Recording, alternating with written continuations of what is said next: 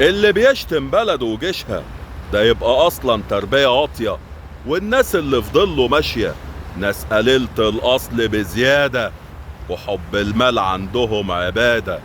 ملهمش ذمة ولا مبدأ، كلاب فلوس وهمها تسبق غيرها وتهبش وبس.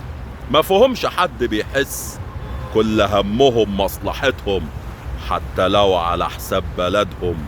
غشاشين ضميرهم جاحد، للفلوس راكع ساجد. مصر عالية غصب عنهم، مصر وجيشها أهم منهم، أهم من كل الدنيا. ده غصب عنهم مصر باقية، مصر باقية بالمخلصين اللي دايما موجودين، ومستحيل يتخلوا عنها ولا عن تراب أرضها. ده لحد آخر العمر هفضل أقول يحيى جيش مصر، لأني من صغري متربي إن أقول تحيا مصر.